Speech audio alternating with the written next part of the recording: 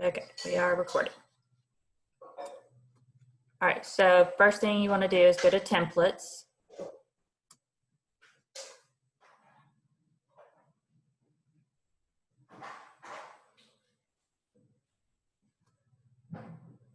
And we are going to click a new template, create template.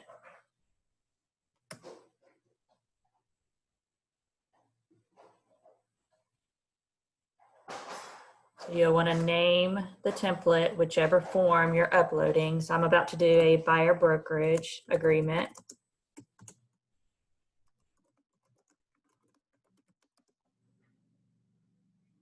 And then we're going to upload that PDF. So you could, to get the blank PDF, you could add it to a room and then just download it to your computer.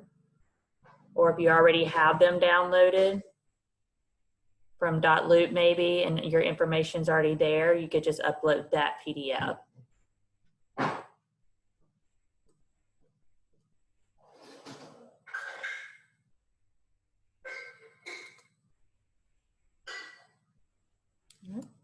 And you could do multiple documents if you wanted to. We're just gonna do one for right now. And then you have to add a role. So whichever role, this is a buyer brokerage agreement. So you're gonna have a buyer 1, buyer 2, and then buyer agent, which is yourself. Buyer 1, add recipient, buyer 2. And what this does, it creates a pre-tag role for when you add it to that room. And then buyer agent. Does that make sense to everyone? Yes. Kimberly, can you repeat the part where you mentioned how to create? So I'm on DocuSign signature. And how do I create a new? Click templates at the top. Uh-huh. And then click that yellow, orange, new button. I'm not seeing that. What do you see? I see my templates. I see shared with me, all templates, favorites, deleted. You don't see a new button above that? It's to the far left, upper left. You don't have this right here? Okay, okay. It came out in a different place, but yeah, I found it. Okay. Not sure why it would be different, but yeah, just click new and then create new. Mm-hmm. And then upload a PDF, whichever form you're wanting to add those fields to. And then you can even input a message here to where it will automatically send to every client. And you don't have to type anything in.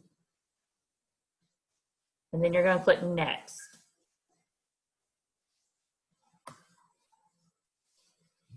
And here is where you input all of your fields and the pre-tag fields that you want to go ahead and fill in, so they populate every time you add this document. So very important, top left-hand corner where this drop down, each person's assigned a color. So make sure when you create these fields that you're under yourself, the buyer's agent. You're the buyer agent. So you could list that as your name if you wanted to, just to make it less confusing. Because if I were to add fields under this buyer 1, that buyer 1 would be the only person that could input information. Make sure you're in buyer's agent, and now you want to start adding your fields.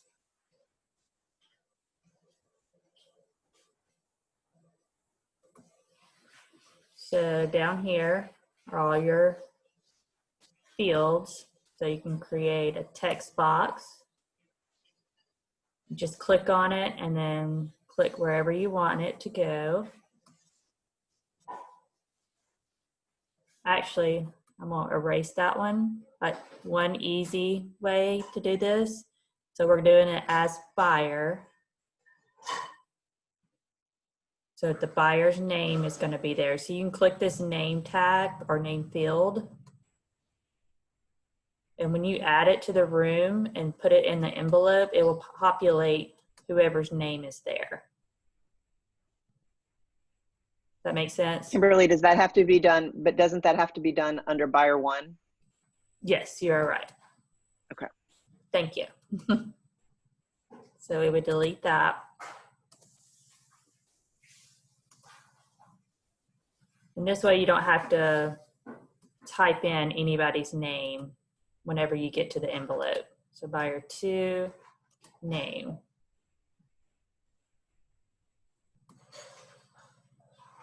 And then I would switch back to myself. We're going to text box. Kimberly, on that where you put in the full names of both buyer 1 and 2, will it automatically give you enough space between those signatures, or do you have to space that out more? Good question. I would probably space it out just a little bit, Yeah, okay. just to make sure. I wasn't sure if it would push it over or if it would end up overlapping. I am not 100% sure about that, but I would just space it Okay, just to make sure. thank you. All right, so broker, that'd be Keller Williams. So you just double click. You can go ahead and put Keller Williams, Atlanta North.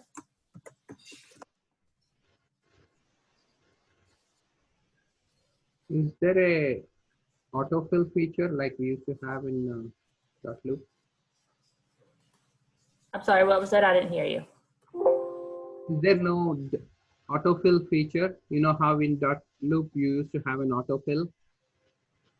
When you open the document, all the fields get automatically populated.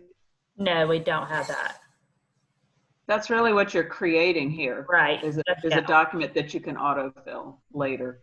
So you can use this more than one time.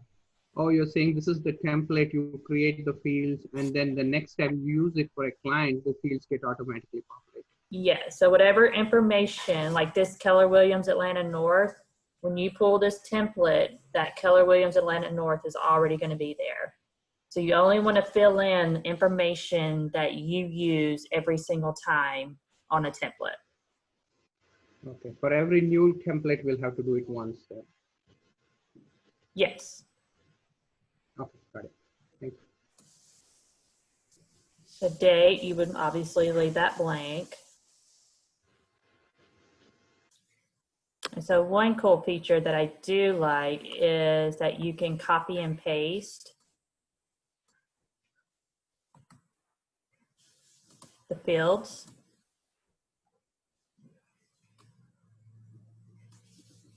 And you can, like for dates, you can click on it and click formatting.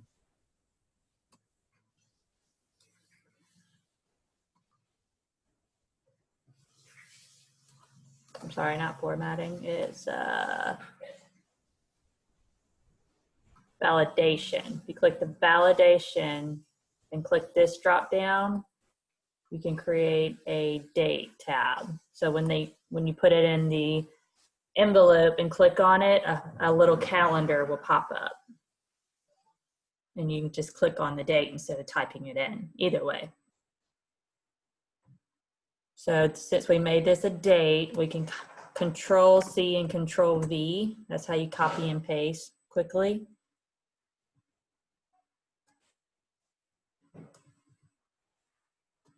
Another feature, And will that copy the validation that you just did on the previous one? yes, so you wouldn't want to copy and paste that into a regular text field Gotcha. because it would create a date tab.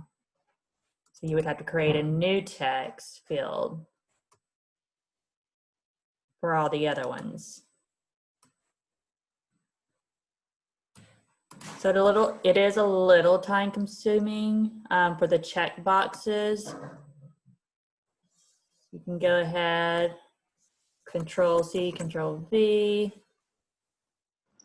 So like on those little check boxes on the seller's property disclosure, will it actually be already? Well, I've already Formatted? created those for Yeah, you. okay. You rock. Yeah, so y'all shouldn't have to worry about those. So for instance, right here, I can drag over both of them. Control C, Control V, it creates two. So it does save you a little time by doing that.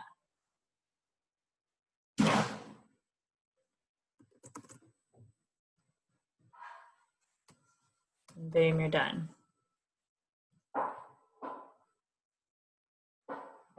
And so of course you want to leave. So here, what is it? All we don't check is sub-agency. You could go ahead and check that. Independent contract, we could go ahead and check that.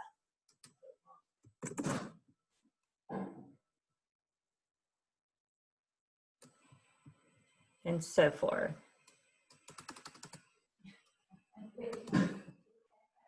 Then the main thing is the bottom part with your information. Kimberly, I noticed last night when I was doing an offer, down at the bottom of each of these GAR forms, it's not putting our name actually in the text where it says not to be used unless in conjunction with. Right, I talked to Sherry about that. She said that's an FMLS rule.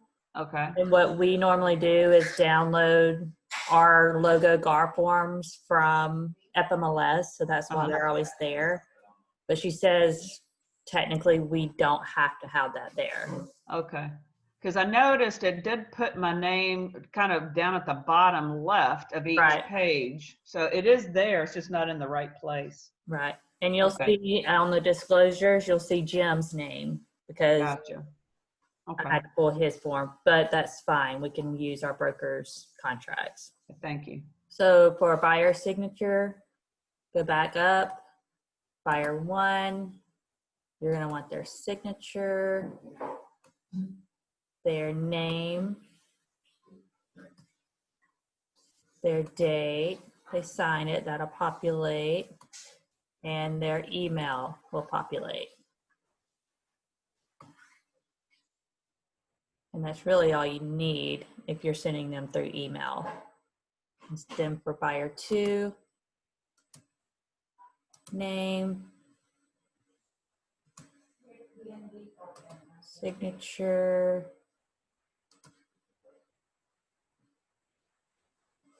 where's my date. So this saves a lot of time as well. So that will all auto-populate as long as you have everything in your details in your room. And then here you would do the same thing. Just go ahead and add those text fields and input your information. You could even put a step that you use every time here, and it will populate as well. Everybody with me? So Kimberly, just let me make sure that I'm understanding. When I'm creating this form and next time for next transaction, if I use this form and I put all rows in advance, will it auto-populate for next transaction, or I have to do it for each transaction? For every transaction. So we're gonna go through that here in just a second. So let me go ahead and put my info. I'm not gonna put it all, but just so you see.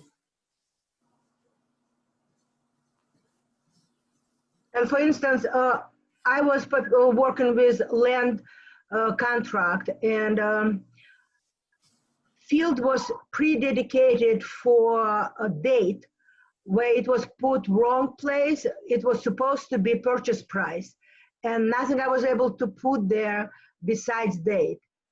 Is there any way for me to change it? It's already signed. Hmm? Are you talking about a document that's already signed? Or are you talking about? When I was preparing the purchase and sale agreement for the land, that document was already a signed field for date in the wrong place. Instead, When you say that document, where was that document found, I guess is the question. when I was downloading it from the from Rooms, There was already a date on it. yes, it was date instead of price.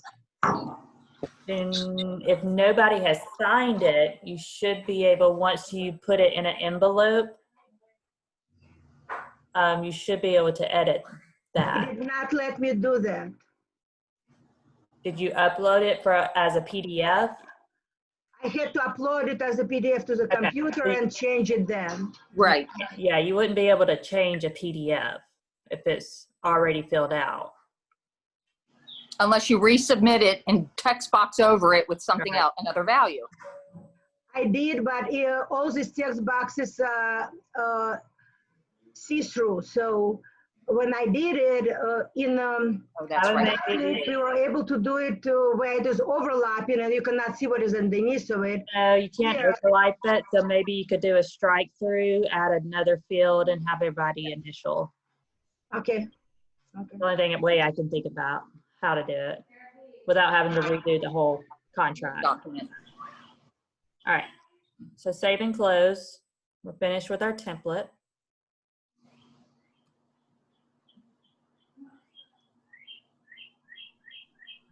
There's our buyer brokerage. So now we're going to our DocuRooms.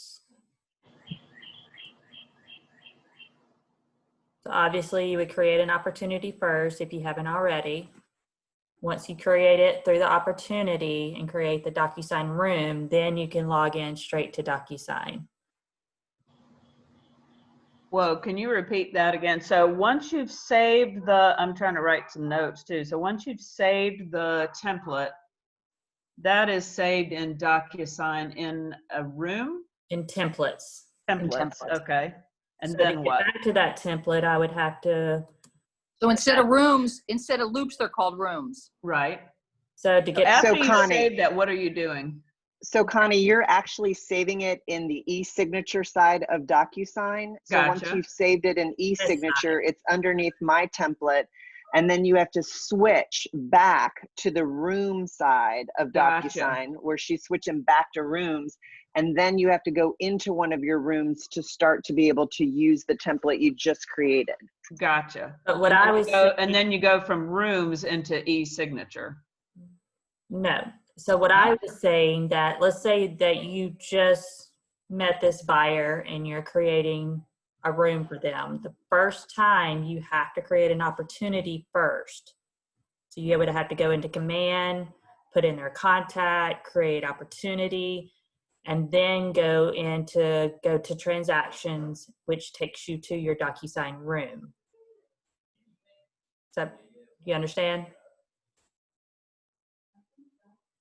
Because if I went straight into DocuSign and created a room for this buyer without creating a opportunity first, that opportunity is not connected to that room. So your recommendation then, if you've got a new person that you're going to be working with, you set up an opportunity under their name? Yes. Okay. And And then that's what, then so you don't really add them as a contact until you're in that opportunity. No, you add them as a contact first. You have to have them Okay. in contact to create an opportunity. Gotcha. Okay. But what I'm saying is this is the first time you've ever worked with this client and you've created nothing for them. You would Gotcha. create an opportunity or their contact, their opportunity, and then you go into that documents of opportunity, click that create transaction tab, which takes you to DocuSign. And that way, that room, which creates the room, and that room is connected to that opportunity, so you can easily bring over those contracts. Gotcha. If I were to go straight into DocuSign and create a room and then create an opportunity later, they're not going to be connected. You would have to download them and then re-upload them to the opportunity. Okay. But let's pretend we've already created a opportunity in room for this client, but we need to send them the buyer brokerage agreement. Actually, this one already has it, so actually we can go ahead. So to get to templates, you have to be in an envelope. You can't bring them in the under the documents. You click on envelopes, and we're going to create a new envelope. And then I'm going to name this buyer brokerage. And then we're going to use a template.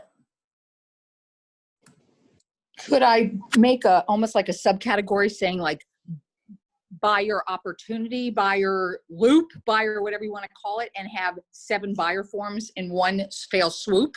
Yes. Thanks. So normally with a buyer brokerage, you're going to send buyer brokerage and the wire fraud. Yourself blah, blah, blah. Yeah. You were breaking up, but the buyer brokerage, affiliated, marketing, and wire fraud. Is there any other form that you sent? Well, agency, protect yourself when you're buying a home, all that stuff. One swoop, yeah. So you could add the packet into your template. You could add the wire fraud and affiliated, but they're already in the shared templates. But you could create them for yourself at the beginning under templates and add multiple documents instead of that one buyer brokerage. So yes, you could do that. All right, so here's your My Template. So everything you create for yourself is going to be under My Templates. The shared with me are the templates that I have created, such as your disclosures, are found there. So I created them and I shared them with the office. So you can find the disclosures, the wire fraud and affiliated, pack, anything that has an asterisk is ours. I don't know why other offices are showing up in ours, but these are the forms that are not working properly in the GAR forms.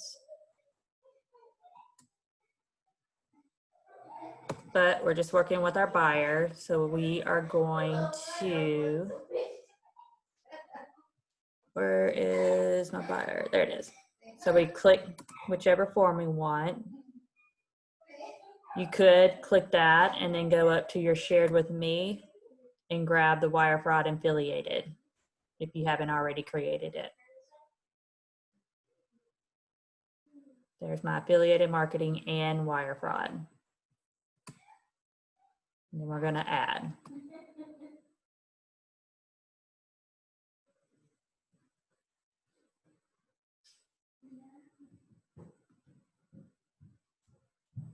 Then you have to add the recipients.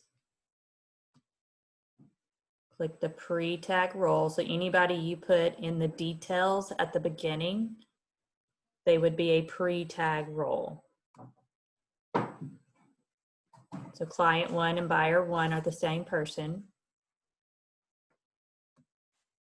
The client 1 is associated with the wire fraud and affiliated marketing disclosure.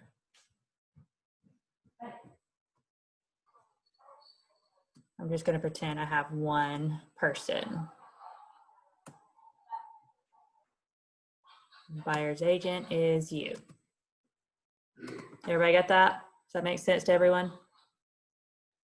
If I didn't add that wire fraud and affiliated marketing, client 1 and client 2 would not show up. It would just be buyer 1, buyer 2, and buyer's agent, because that's what I created in my template at the beginning.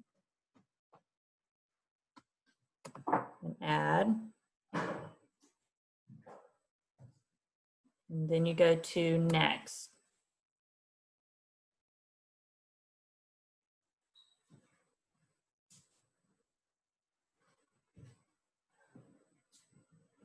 Let me go back and show you something real quick.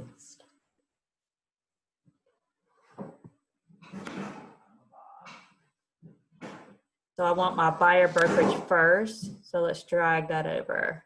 So you can drag all of these in the order you want, then go to next.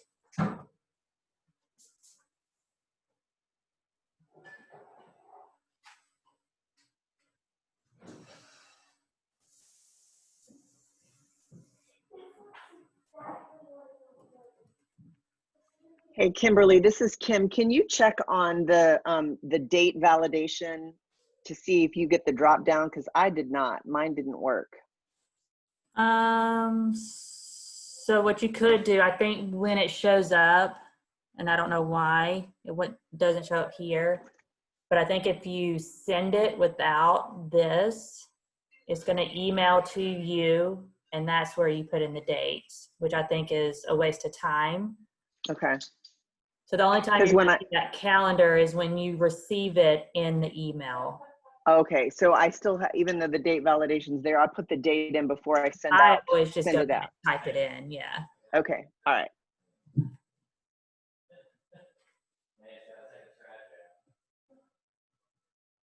And sometimes these do not populate well either.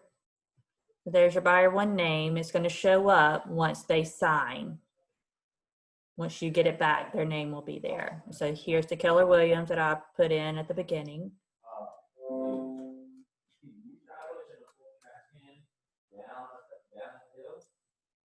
And then if you go to the bottom,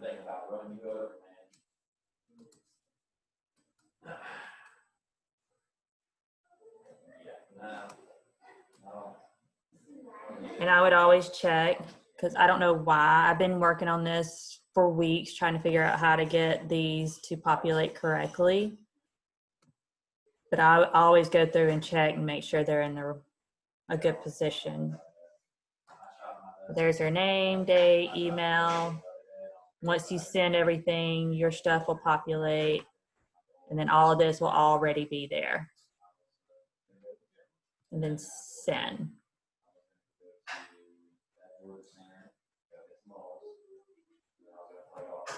We'll see what it looks like on. Go into my email. Is everybody with me? You're being quiet. Yep. Just following along.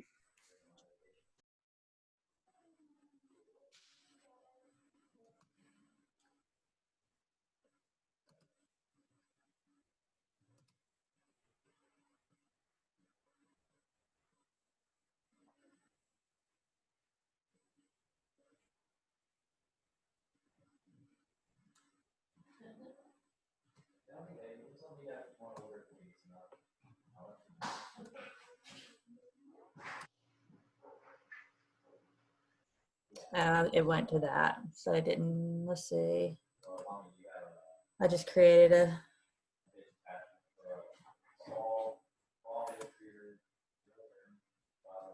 so since I put a test, I just put a random email. It's not working.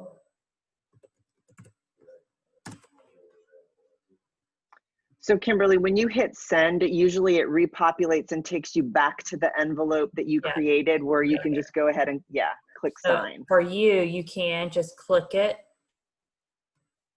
and then it's not gonna let me do it because I put in that weird email address. So let me do this.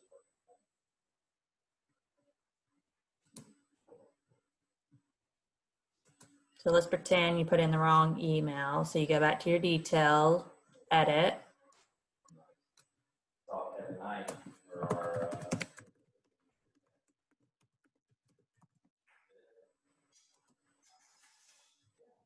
Save.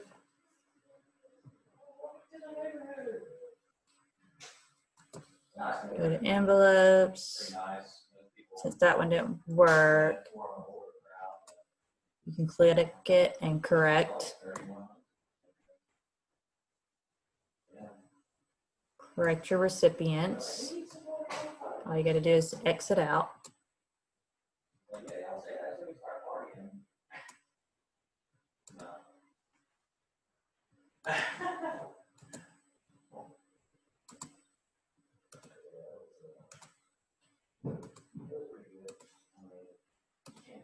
Kimberly, I'm sorry to ask a question. Is what's a client versus a buyer?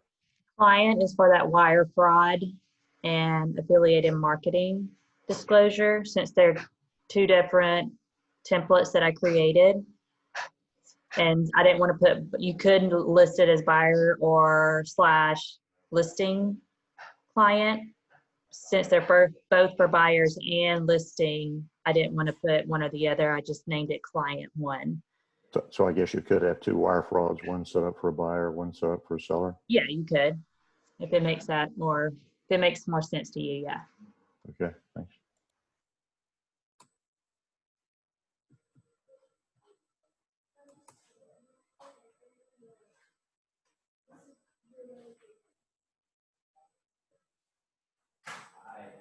Now let's see if it works. So for yourself, you can go back to that envelope. That's why I always name them, because you can end up with multiple envelopes and you don't know which one to click on to sign. But I know that's my buyer brokerage, and it's going to let you sign.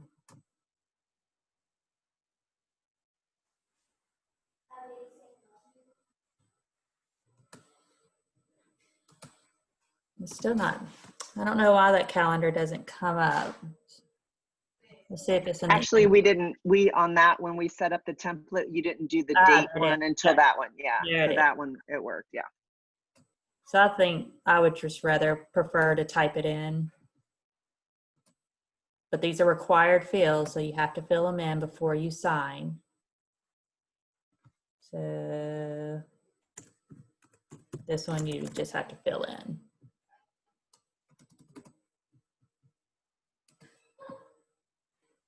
I'm just putting stuff, so.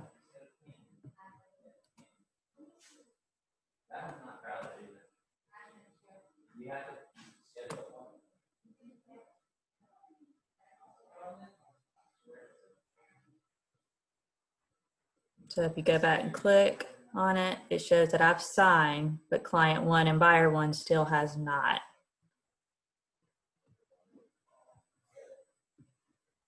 Right there, Kimberly, right there, it showed you as signature 2, and then buyer 1 is 3, and buyer 2 is 4.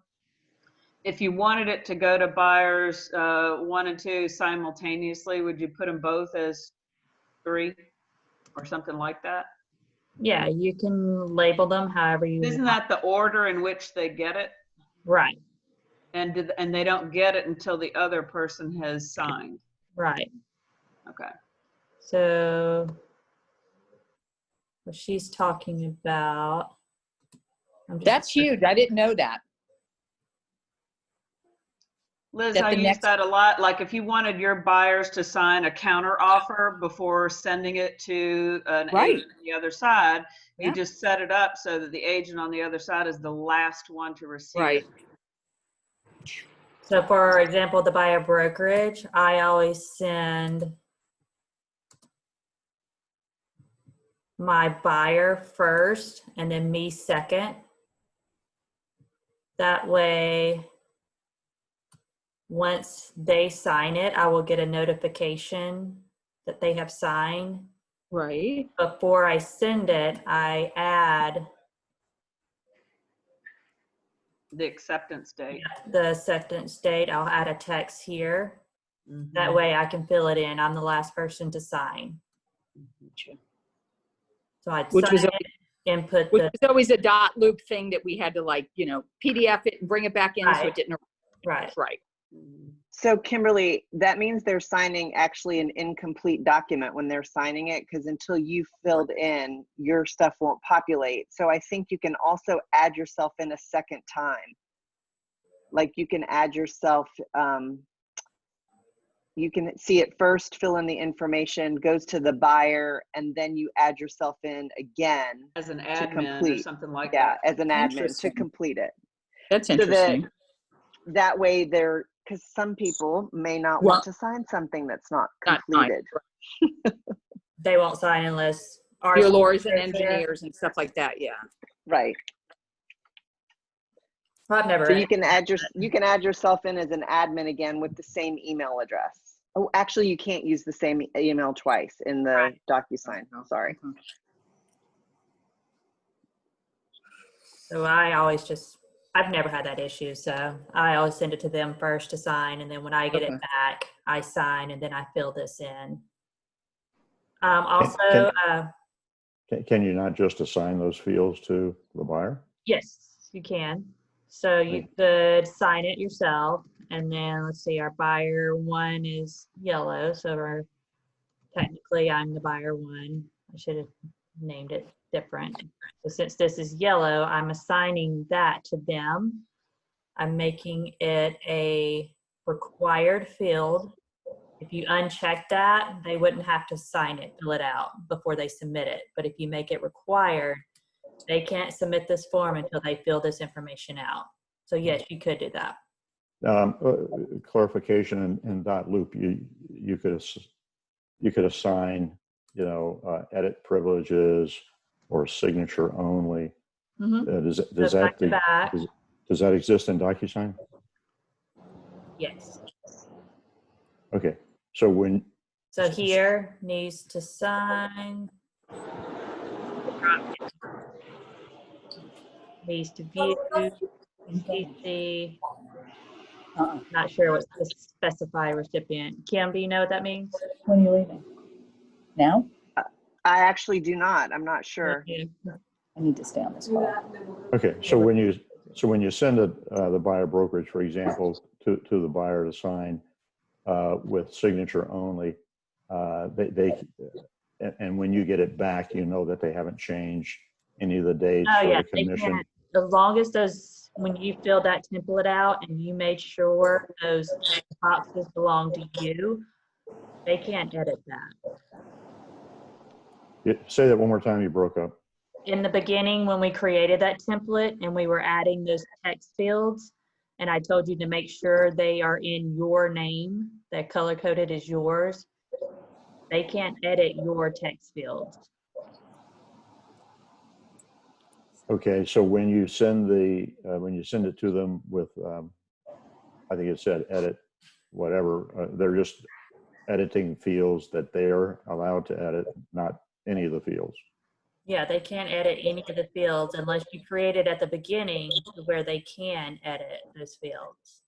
Like Okay. that belongs No answers. to the buyer. Everything purple belongs to the agent, Okay. but that's going to auto-populate for them.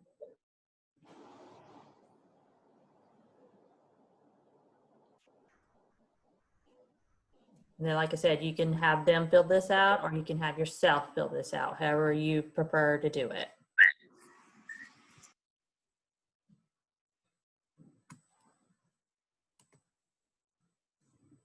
And I would make it a required field again.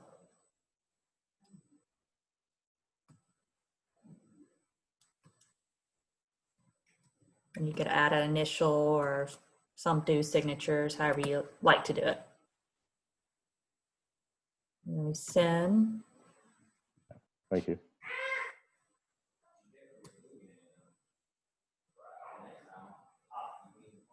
So I think I have 2 emails.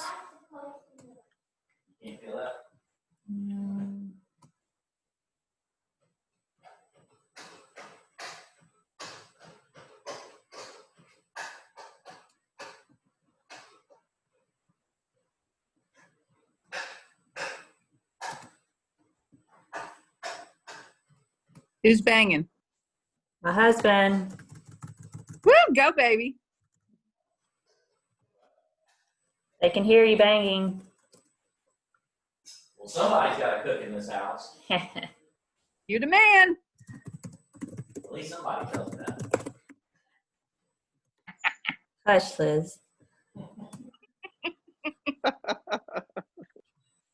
Oh, here we go. I messed that up.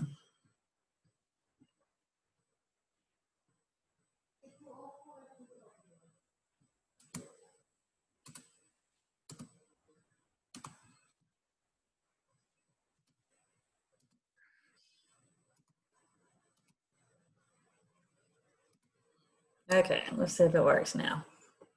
So is everybody with me? Anybody lost? So we've got everything filled out. We're ready to send.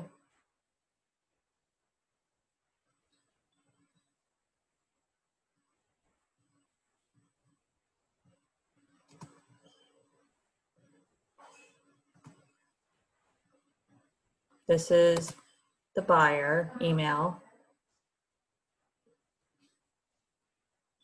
See, they can't edit any of this. Brady.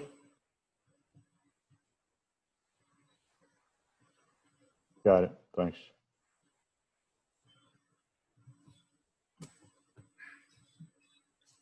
I actually think that was mine.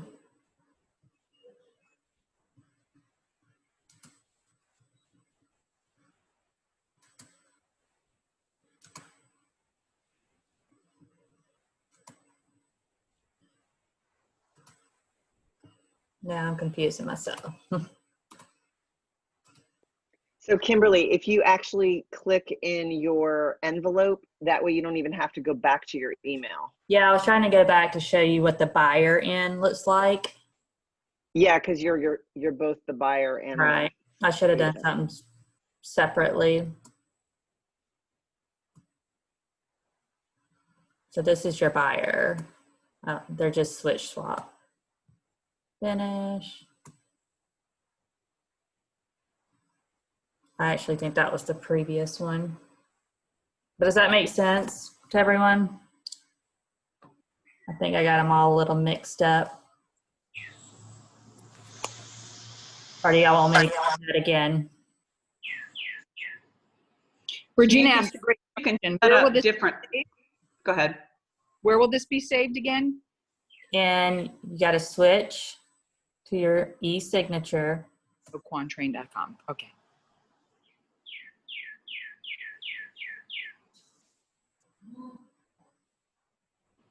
And there's your templates. So you can go back if you see something that you missed or you want to add, just hit the drop down and edit.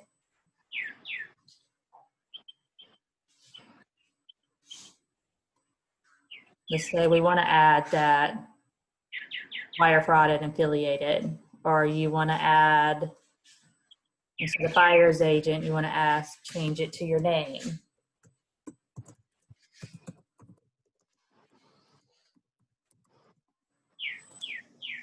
Add another message and then save and close. Unless you need to edit some fields, then you just hit next. Edit whatever fields you need to.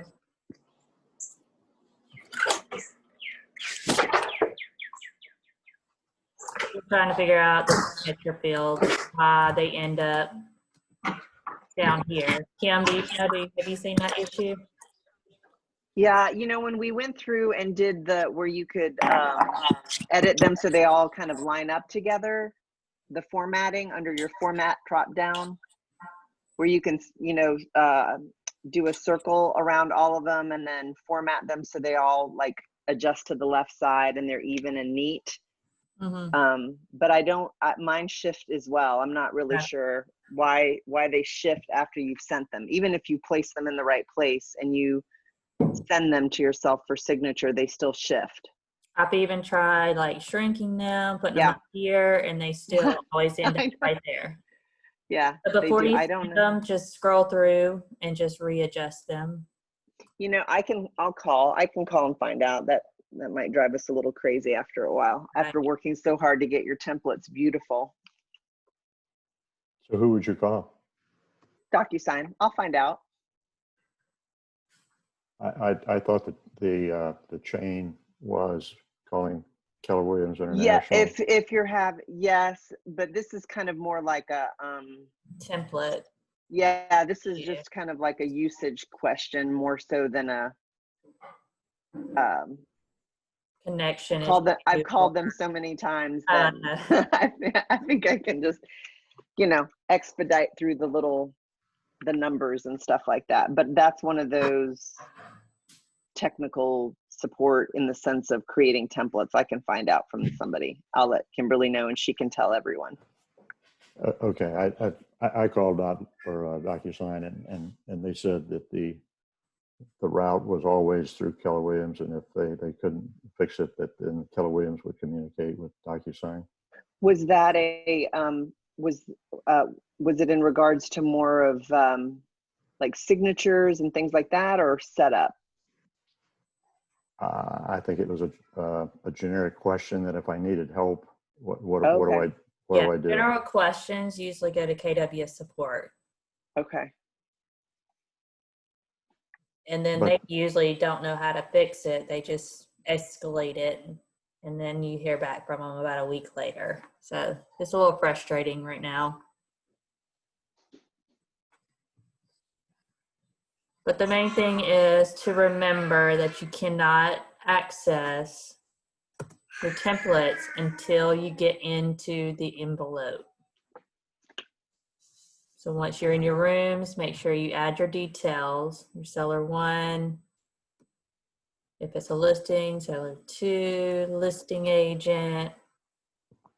And so Kimberly, do I gather that you never log into DocuSign directly to do any of this work? Yes, you can. But the first time you create that room, you have to create the opportunity first. I understand that, but and But I'm if sorry, you've I already missed the created first. that opportunity and you've clicked create transaction, if you created that room, then yes, you can log in straight to DocuSign. I meant I should have been more specific. If I wanted to work on the templates, creating these my templates. Then you can just log into DocuSign through the internet and set it up and then save it under your eSign template side. And then when you go in through command to go into command, then you'll be able to access all the templates you just made. Okay. Yes, you can log in straight to DocuSign to get to your templates. Got it. One of the things that I also did that was helpful too is the PDF that I created for the BBA, I went ahead and filled in all the things on that are not usually changed.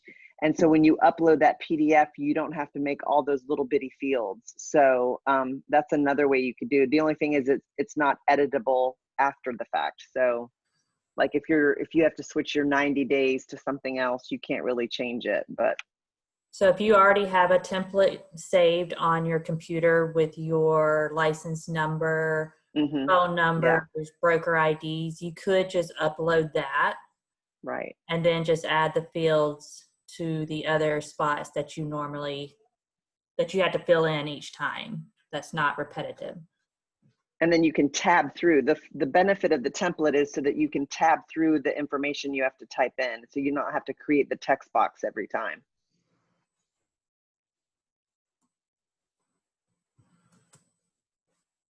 So just remember envelopes, new, and then this is where you access your templates. These are the templates you create, and these are the templates I have shared with you. Any questions? Do you have the ability, Kimberly, to change that label instead of saying template shared with you or me or whatever it is? No, that's a DocuSign thing. Yeah, might be for us make more sense, right? Say from Kimberly, right? Yeah, I wish I could, but I can't. Just think of shared with me as the documents that Kimberly shared with me. I don't know. I have a question. So like with .loop, the office would share the documents with all the fields filled. So you can share documents with us, but we can't really like save templates the same way as in .loop where we fill them out and save it without like. No, you can't. So if you were to, you have to access them through the templates I shared with you.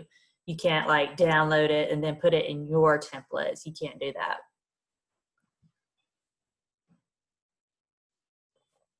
But hopefully that the disclosures will eventually get fixed and you won't have to access the templates for any disclosures. So the only way, like what I think Kim had said was, like if you wanted to pre-fill in your info rather than adding all the text boxes, you would have to do that, download it, and then remake a template with that PDF. Yes, or bring in a blank document. So yeah, the only thing you do is upload either a blank document or a PDF that already has your info. So if it doesn't have your info, you got to add those fields and input it to that template. So Kimberly, how can we save or create our special stipulations like we had on .loop? The only thing I can think of, the best way is to have a Word document on your desktop, and you're just going to have to open that Word document and copy and paste each time. It doesn't auto-populate like .loop does. I do miss that.